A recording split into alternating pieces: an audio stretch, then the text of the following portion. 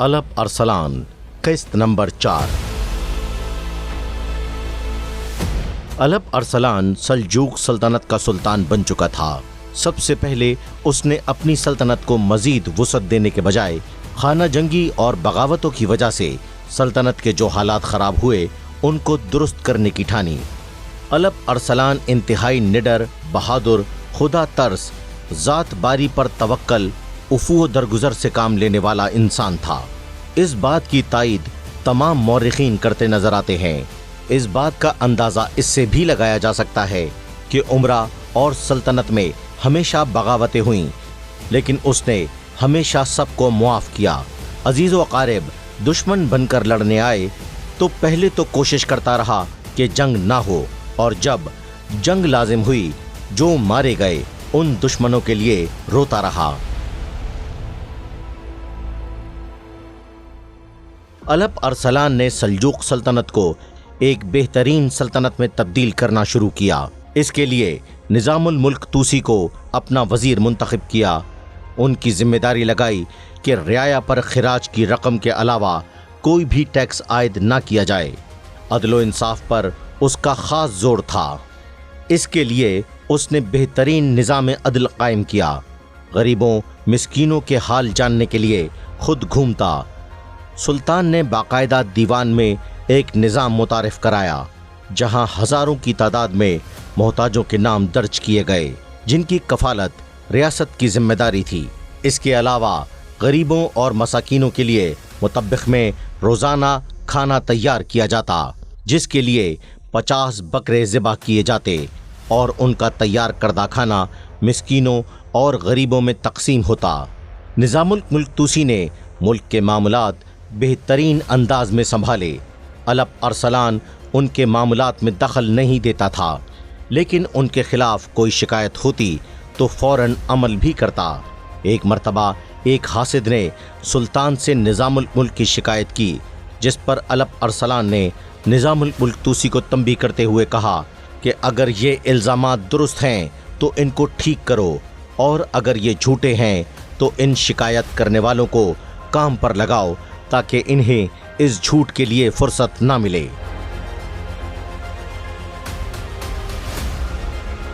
इंसाफ का आलम यह था कि एक मर्तबा सुल्तान अलप अरसलान को खबर लगी कि उसके दीवान खास से किसी ने देहाती का कपड़ा छीन लिया है और उसके साथ जुल्म किया है, तो उसी वक्त उसको सरेआम फांसी पर लटका दिया और देहाती की दाद रसी की।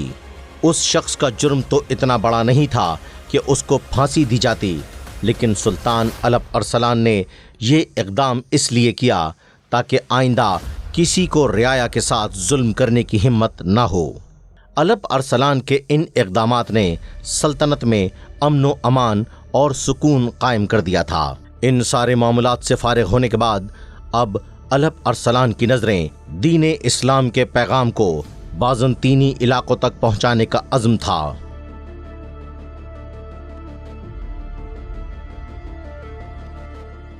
1064 ईस्वी में सुल्तान रे से आज़रबाईजान की तरफ रवाना हुआ। मरंद पर तुगदगीन नामी एक तुर्कमान अमीर हाजिर हुआ और सुल्तान को मशवरा दिया कि रोम पर हमला करे। ये अमीर रोम की सरहदों पर रहता था और रोम के इलाके से अच्छी तरह वाकिफ था। उसको रोम के खिलाफ जंग का भी खूब तजर्बा था। सुल्तान ने उसका मशवरा कबूल किया। उसकी मय्यत में दरियाए अर्थ को अबूर करके ननचवान पहुंचा। वहां उसने अपने बेटे मलिक शाह और वजीर निज़ामुल मुल्क को जॉर्जिया की जानिब रवाना किया। उन्होंने फहीम किलों को फतह करके अंजार फरमारवा बकरात को इस कदर आजिज कर लिया। उसने सुलह की दरख्वास्त की और सालाना जुजिया अदा करना कबूल किया और अपनी बेटी को सुल्तान के निकाह में दे दिया। ये वही शहजादी है जिसको सुल्तान ने बाद में तलाक दे दी और सुल्तान के हुक्म पर निज़ामुल मुल्क तूसी ने उससे निकाह कर लिया। सुल्तान ने अपने बेटे मलिक शाह और निज़ामुल मुल्क को वापस अपने पास बुला लिया, क्योंकि अब उसका रुख सलीबी आर्मीनिया की जानिब था। सुल्तान ने اپنی پوری فوج کے ساتھ سفید شہر کو فتح کیا اور آل لال کی جانب پیش قدمی شروع کر دی۔ یہ دو طرف پہاڑوں اور دونوں اطراف میں دریاؤں سے گھرا ہوا تھا۔ ان بلند پہاڑوں پر صلیبیوں نے بڑے زبردست مضبوط قلعے قائم کیے ہوئے تھے۔ سلطان نے اس شہر پر حملہ کرنے کے لیے دریا پر پل باندھ دیا، جس کے اوپر سے لشکر گزرتا ہوا دوسری طرف پہنچ گیا۔ سلطان نے شہر پر زبردست قسم کا حملہ کر دیا۔ شدید جنگ ہوتی رہی، لیکن دین اسلام کے مجاہدین جس بہادری سے کھڑے تھے اس سے صلیبی گھبرا گئے اور انہوں نے ایک چال چلی۔ اہل شہر کی جانب سے 2 آدمیوں نے کھڑے ہو کر طلب امان کی علامت بلند کر دی۔ سلطان نے اس پر یقین کر لیا اور فوج کا ایک دستہ شہر پر قبضہ کرنے کے لیے روانہ کر دیا۔ فصیل سے گزرتے ہی ان لوگوں نے دروازے بند کر دیے اور مسلمانوں کے اس پورے لشکر کو گھیر کر مار ڈالا۔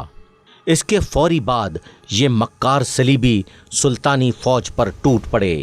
یہاں سب مسلمان صلح کے اطمینان میں تھے۔ اچانک حملے نے مسلمانوں کے لشکر میں ہلچل برپا کر دی۔ سلطان الپ ارسلان اس وقت نماز میں مشغول تھا۔ اس ابتری کے باوجود سلطان الپ ارسلان سکون کے ساتھ نماز ادا کرتا رہا۔ اس کے اطمینان قلب پر کوئی فرق نہیں پڑا۔ نماز سکون سے ادا کرنے کے بعد سلطان مصلی سے اٹھ کر گھوڑے کی پیٹھ پر آیا اور جنگ کی بساط بدل دی۔ مسلمان لشکر نے اپنے درمیان جب سلطان کو اس بہادری سے لڑتے دیکھا تو ان کے حوصلے بلند ہو گئے۔ کلمہ حق بلند کرتے ہوئے صلیبیوں کی صفوں کو چیرنا شروع کر دیا۔ خون ریز جنگ ہوئی، صلیبیوں کو شکست ہوئی اور سلطان الپ ارسلان نے اس جگہ دین اسلام کا پرچم بلند کر دیا۔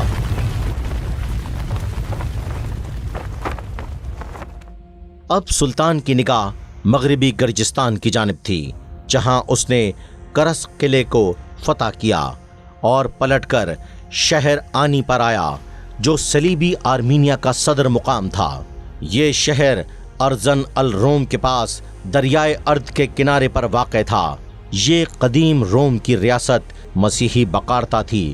رومیوں کی ریاست کی اس شہر کی عظمت کا اندازہ اس سے لگایا جا سکتا ہے کہ اس وقت یہاں پر 500 سے زائد گرجا گھر تھے۔ اس شہر میں داخلے کے لیے صرف ایک پل تعمیر تھا، کیونکہ اس شہر کے چاروں اطراف دریا تھا۔ سلطان نے اس شہر کو فتح کرنے کے لیے ایک بہت ہی بڑا شاندار پل تعمیر کیا، جس پر منجنیق رکھ کر شہر کی فصیلوں پر پتھر برسانا شروع کر دیے۔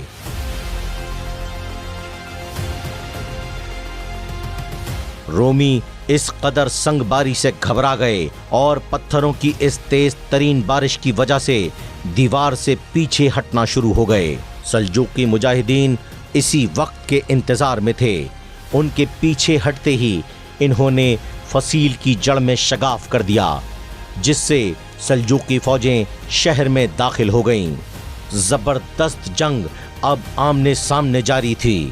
بلند ایمانی حوصلوں کے ساتھ سلجوقی فوجی قلعے میں داخل ہوتے چلے گئے اور بالآخر یہ قلعہ بھی سلطان الپ ارسلان کے ہاتھوں فتح ہو گیا، اور یوں رومیوں کی قدیم مسیحی ریاست بقارتا کا خاتمہ ہو گیا۔